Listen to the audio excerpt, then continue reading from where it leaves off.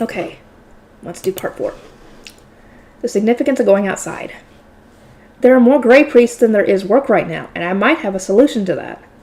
Would you let Grey Priests work as waiters in a restaurant built for serving noble-inspired food to rich commoners, I asked. My question didn't seem to surprise the High Priest. He must have remembered what we talked about in my chambers. I imagine you would want Grey Priests who have worked as attendants to be your waiters. Grey Priests with attendance experience would be best, since they're especially good-mannered, polite, and hardworking.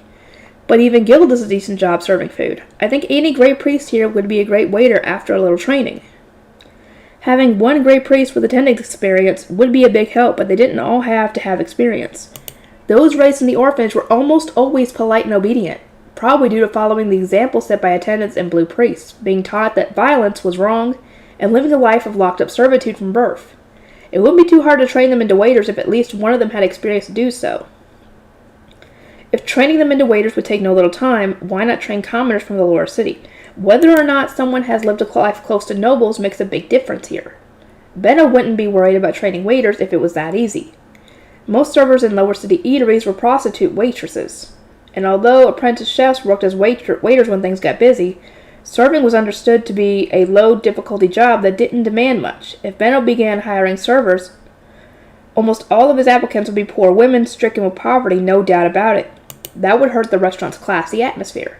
Just like Lutz had busted his butt to develop better manners, each waitress would have to be educated from the ground up to completely change their behavior and manner of speaking. Benno owns a fairly high-class store, does he not? I would think his workers there would suffice. Out of Benno's servants, the High Priest was familiar primarily with Mark. Mark was on a higher level than most others in the Gilberta Company. And although the other employees were polite and well-mannered thanks to Mark's training, using them wasn't an option here. The Lahans working at Benno's store were mostly the children of merchants who wanted to form connections with the Gilberta Company. Their job description involved clothing and paperwork, not serving food. They would fight back hard if we tried to making them work as waiters. It's a matter of course that Grey Priests with attendance experience would be excellent service, but would they be allowed to work with no supervision? Who would you propose to be their guardian? In addition, only a select few earning income outside the temple would lead to financial inequality even without the orphanage. Your thoughts on that? Benno could serve as the guardian for at least one of them, but I didn't know about all of them at once. I also hadn't thought at all about the financial inequality that would occur in the orphanage. I can't answer those questions right now. I would imagine so. These are not simple problems, said the High Priest with a tone that made it clear that this was something he had thought about long ago. The problems weren't simple, but I knew he would never give us permission if I didn't provide an answer to them. I did not expect to get your permission immediately. I just wanted to hear your thoughts. And on that note, might I ask what you think about Grey Priests working outside the temple?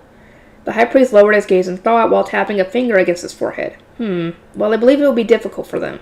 As anyone could tell from looking at you, the culture of the outside world differs greatly from the temple. Do you think that Grey Priests could adjust so quickly to the lower city after living their entire lives here? Nope, not that quick. But it would take a little bit. Thinking back to the first time I took Fran and Gil outside the temple, I slowly shook my head. I think they would manage outside the restaurant, but outside of that, when it came to serving the wealthy customers in a restaurant designed to look like a noble mansion, the Grey Priests would need only act like they normally did. Even when it came to dealing with money, their experience with the mine workshop would probably help them handle the transactions just fine. But the second they stepped outside the restaurant, their life experience in the temple would start working against them in a big way. Furthermore, what will you do if the Grey Priests begin to wish for a life on the outside after they grow accustomed to it? Will you be able to provide that lifestyle for them? That would be difficult, I think. I'm too young to be their guardian, and even if I asked Benno, he would only be able to give them what he would give to a live-in apprentice. Living alone would be unbearably harsh for someone who has grown up with everything being given to them in the form of divine gifts. There wasn't really a major food problem in the orphanage at the moment. Everyone did their chores and had enough food waiting for them at the end of the day. But outside of the temple, they would need to make their own meals or eat out, and I doubted the priests used to eating food cooked for nobles would feel satisfied with the meals of the lower city. Not to mention that I was a little scared of sending the priests out on their own when they still struggled to understand the concept of money and how to use it. I can imagine it wouldn't take long for some crook to scam them out of everything they had. Lastly, and this is the most important factor for me, what will the populace think of orphans being hired? Do you think they will be embraced or rejected? More so the latter. Judging by how my parents reacted to me joining the temple, it was hard to imagine people having a good impression of orphans or the temple. Their skill as waiters would no doubt be appreciated, but the prejudice they would face would probably be rough. Moreover, is it not possible that the difference in status between their working outside and the other Grey Priests would lead to some finding it uncomfortable to stay in the orphanage? I believe the friction that boy had with his family began after he changed his place of work. No? Different work meant different pay. The temple maintained equality between the Greys, and bringing inequality to the orphanage would cause their way of life to break down. Things might get even worse than they did with Les's family, and as the orphanage director, I would need to settle the chaos. That sounds scary. It was impossible to predict the chaos resulting from a sudden change. Being told that I would be responsible for something I couldn't predict was honestly terrifying. The high priest's sharp gaze softened as if he had seen through me and knew how scared I was. I believe there is no issue with them working in the mine workshop. As you said, they are earning profit, and the conditions of the orphanage have vastly improved. I have heard that the children are much more lively than before thanks to their trips to the forest and the visits from merchants such as Benno. But there is a significant difference between them doing work inside the temple on the temple's rules, while making contact with the outside world, and working in the outside world under the outside's rules. I nodded, and the high priest's expression showed that he was a bit relieved that I understood. Not to mention, even if Benno could be their guardian, I do not yet know Benno very well. I cannot make an informed decision as to whether he is more trustworthy than the lay noble purging Grey priests as servants. I also do not know if a restaurant would be a suitable place for priests to work. If you came to the restaurant during its initial test run, you could see with your own eyes just what kind of place it is. I suggested to the high priest with a smile. He shook his head with an exasperated look. I do not know what you are planning, but it is written on your face that you have ill intentions. I learn to hide your emotions better. But in any case, I am allowing merchants to enter the temple on their own, on their way to the mine workshop, and I can permit you to expand the jobs done by Grey priests.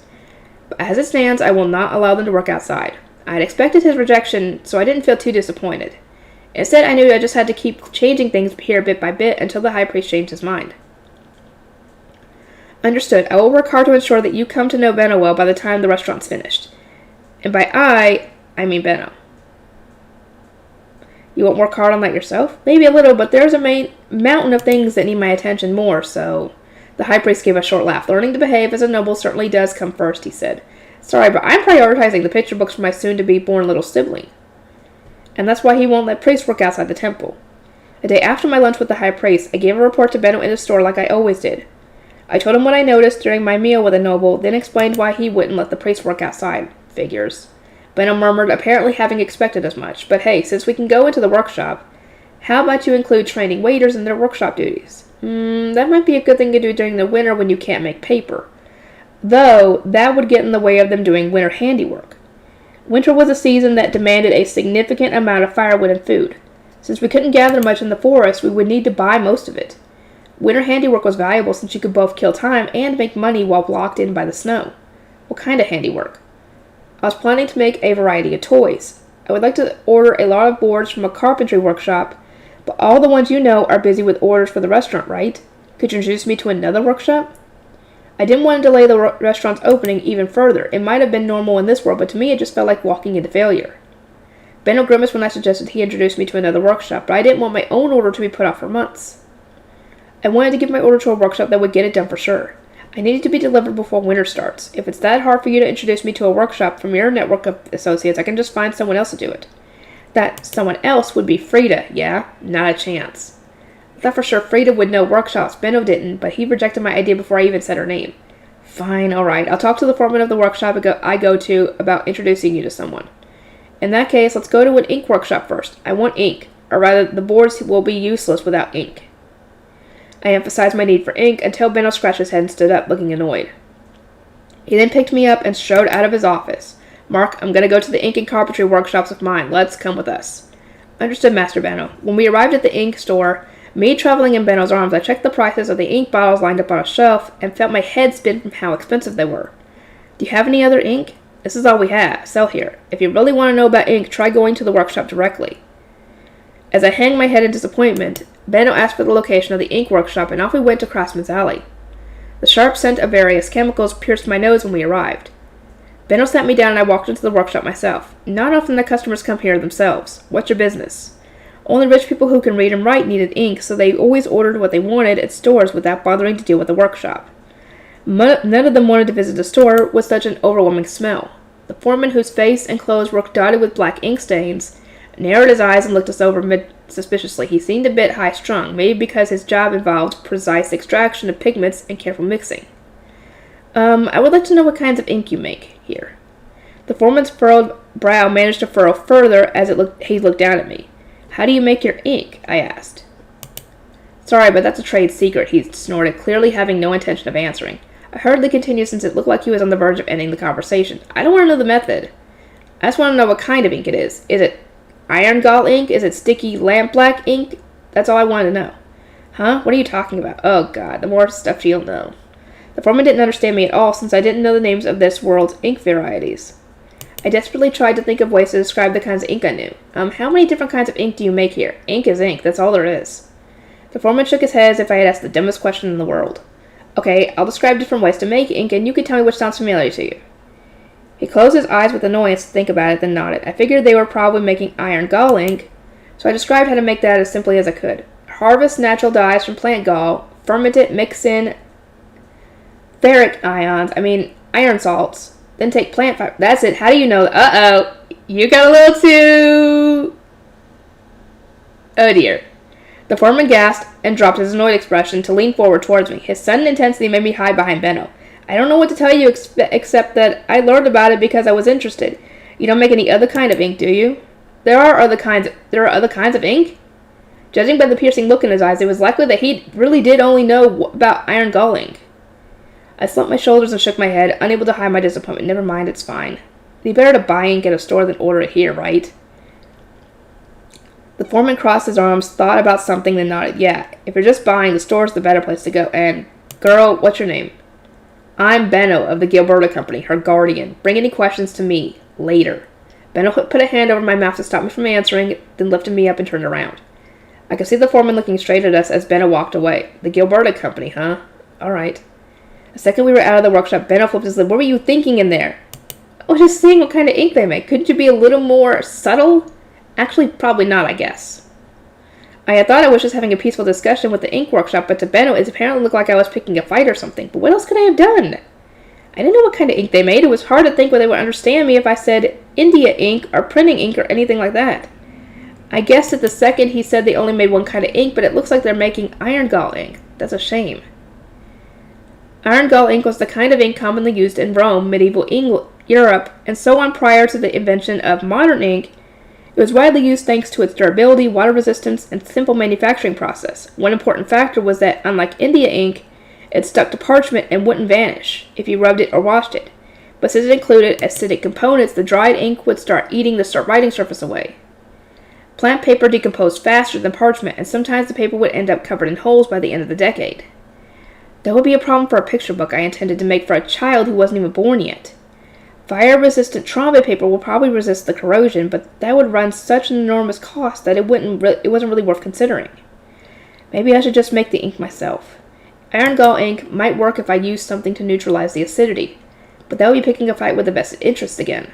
It'd be better for me to just develop a different kind of ink entirely. Huh? You're gonna pick a fight with the Ink Guild head-on? Why do you look so excited, Benno? I'm not trying to start any fights. I would have let things end here if I could just buy the kind of ink I want.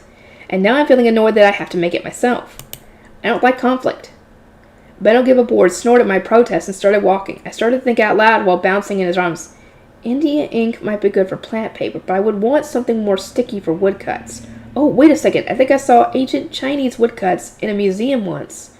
So maybe India ink will work, or should I just go all the way and make oil paint? Crayons smear when you rub them, so I don't think they would be too good for woodcuts or picture books. I had made iron gall ink, oil paint, and crayons with my mom back in my Irano days, but all of them used ingredients we just bought in the store. It'd be a lot harder to get the equipment and materials we need here. I'm pretty sure we hardened the crayons in lipstick cases. I would want an airtight container for the paint, but what can I use for that? Les, what the hell is mine saying? If she's just saying what she's thinking, you could just ignore her. She'll be stuck like this until she settles on an answer. No matter what method I chose, getting the pickles would be difficult. And I would probably have to gather a root soot again, just like I had to do for the soot pens.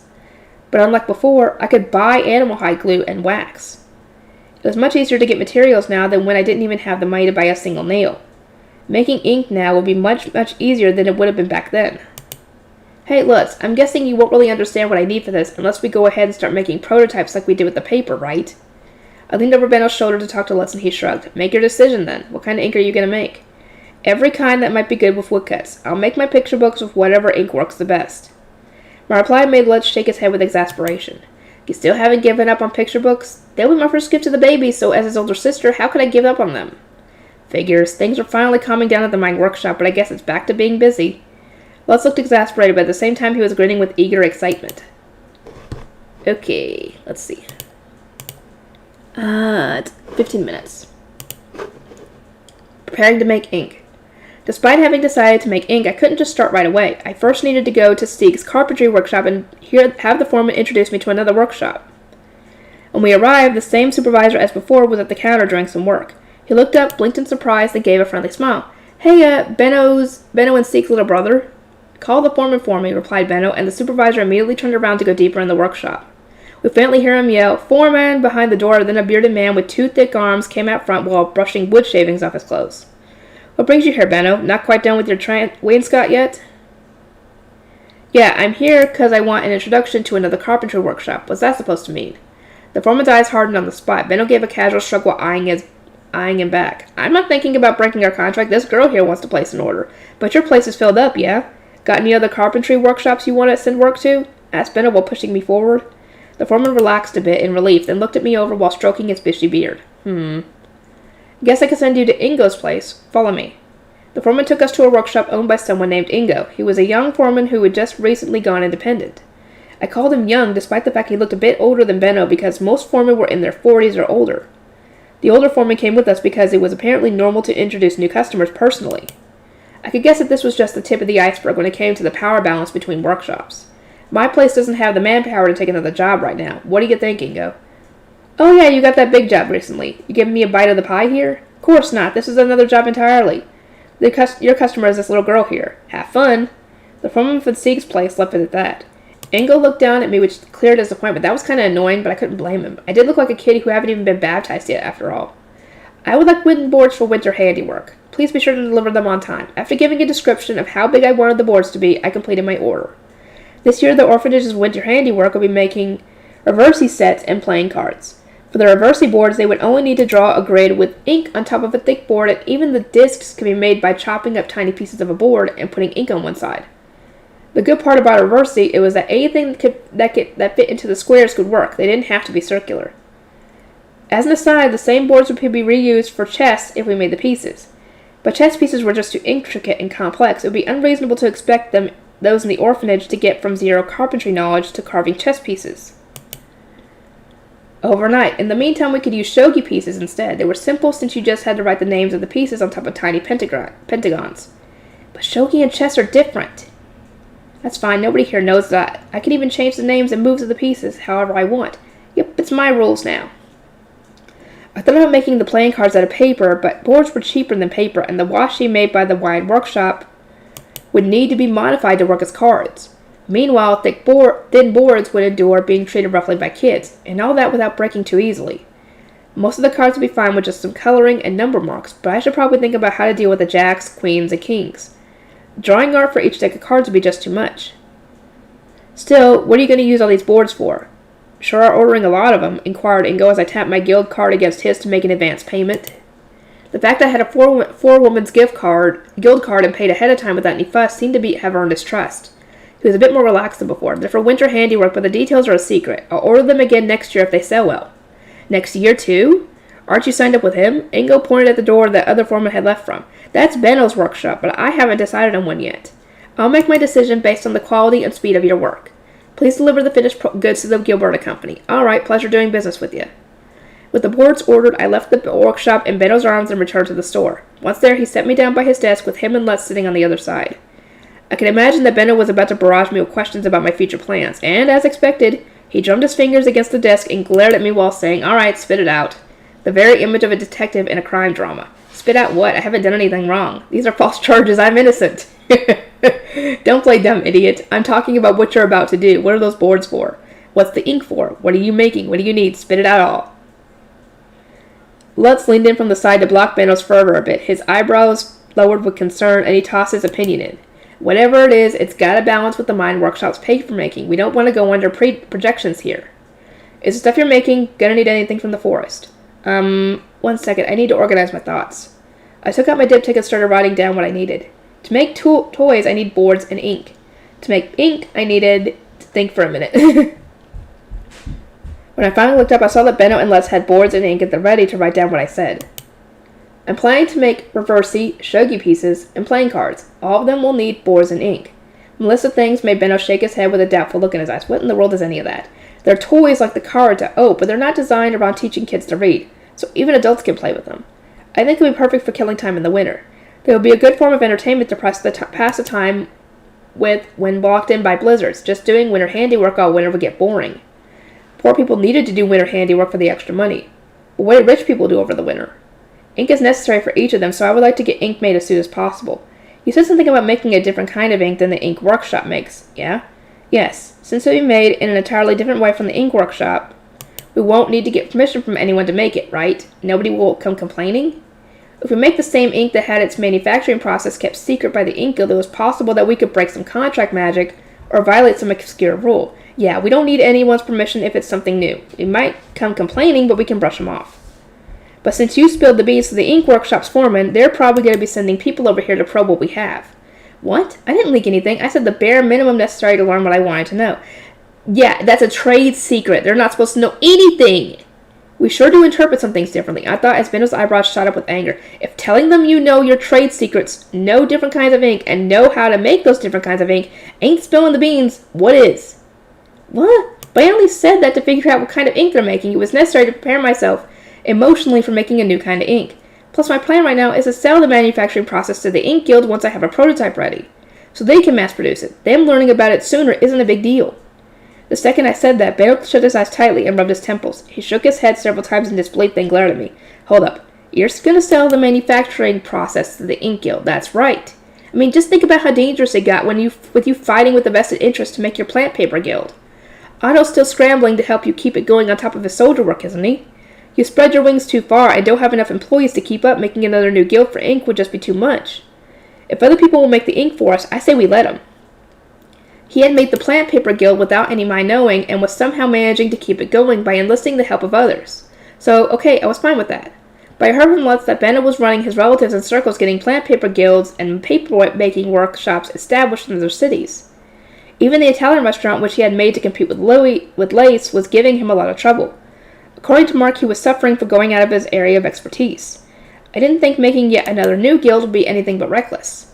You really make my head hurt sometimes. Why can't you respect profit a little more? Well, I'm not a merchant. If they don't mind my workshop making some itself, I think only good will come from spreading how to make new ink and lowering its price worldwide. Lutz, looking exasperated at my conversation with Benno, took out his diptych and tried getting us back on track.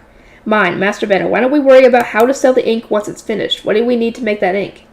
Oh, good point. I thought of 4 things that could work as ink here. India ink, oil paint, Gutenberg ink, and crayon.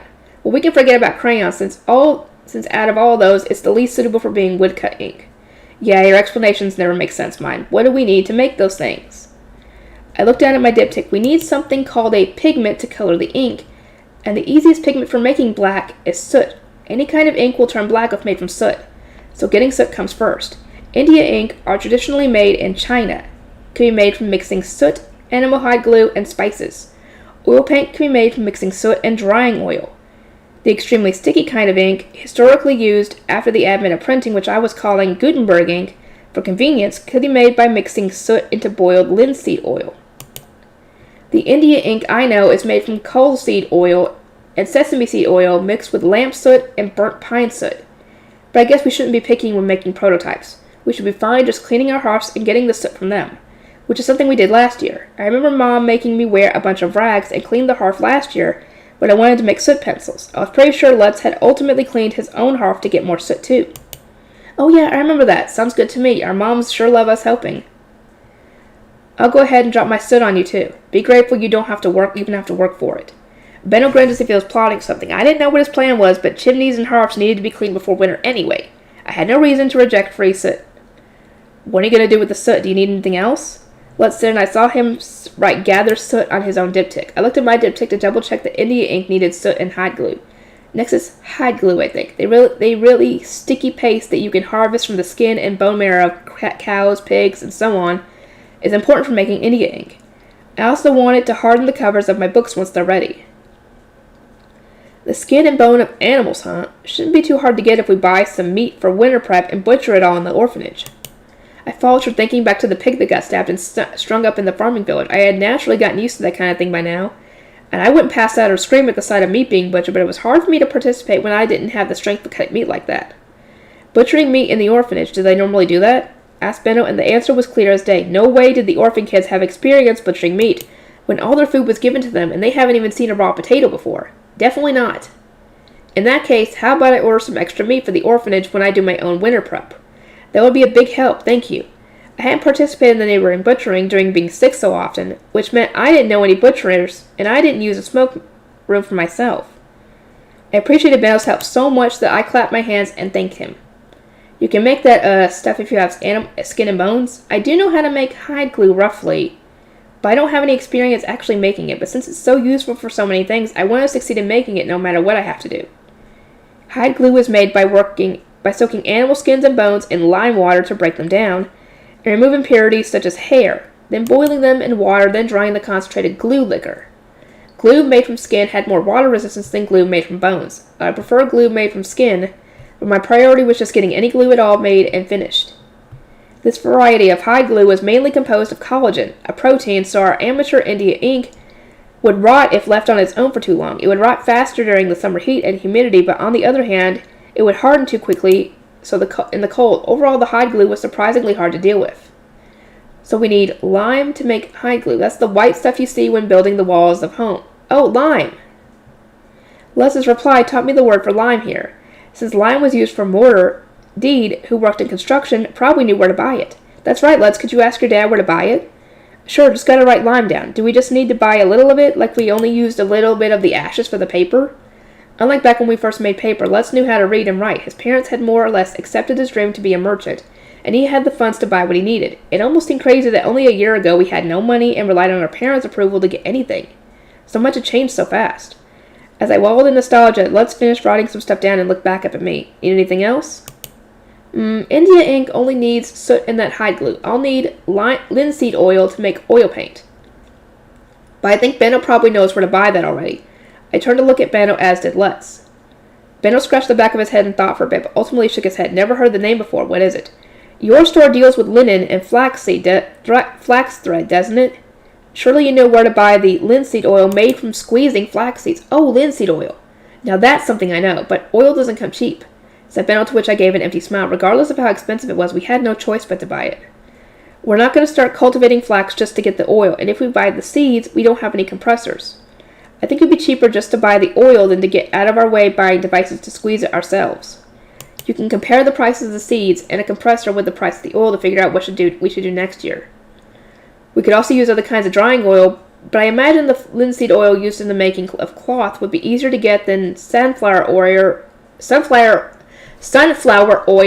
or safflower oil. I had never seen any safflowers or sunflowers around here. I can make the most simple kind of ink there is with these ingredients. All that's left is the equipment. The best way to get the ink is to put the ingredients on top of a hard slab of rock and grind them together, kind of like a mortar and pestle, but bigger. Need any weird tools like you did for paper? Asked Benno, and I shook my head. No, we don't actually need many tools. The slab, the pestle, whatever, an airtight container for storage, and a scraper. You could probably get most of those by asking a painting workshop. My mom works at a dyeing workshop. I could ask her. All right, everyone, get your part of the stuff ready and take it to the mine workshop. Benno ended the discussion there, and we said our goodbyes. Getting soot was easy since Mom and Carla were glad to get our help. By this point, it didn't even be said that I caught a fever after working too hard. While I was bedridden at home, let's clean the mine workshop and Benno's place for some more soot. Master Benno was right. We got twice as much soot just like that. Heck yeah. Lentz brought me up to date when he came to visit me. Apparently, Karina got really excited when she heard Les was cleaning Benno's hearth from soot, and ended up using Otto to get soot from her place as well. Nice. Otto really is a slave to love. I don't think he'll ever be able to say no to Karina. Oh no, he will not. And he won't. Oh, and the Grey Priest worked super hard for us. When the Grey Priest heard from Lutz that we were gathering soot, they went right to work cleaning fireplaces in the Blue Priest rooms, the hearths in the kitchens, and the chimneys to get soot for us. They didn't mind since it was about time to do winter cleaning anyway. And according to Lutz, Gil cleaned the hearth and fireplace in my chambers. Thanks to all that, the mine workshops get plenty of soot now. Plus, Master Benno brought the linseed oil, and I got Dad to buy some lime for us. We asked a painting workshop about the tools, and they should be getting here soon. Right now, we're crushing the soot into fine powder.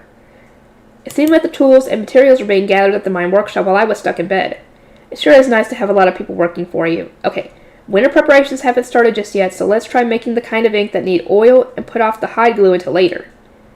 Once that's done, we can make woodcuts and try printing. Oh, right, we need to order boards for the woodcuts too, but since it'll be prototype ink, maybe I should make stamps first instead. What do you think? Don't get too excited. You can't do anything until your fever's down, remember? I'll start with the oil paint once my fever's down, right?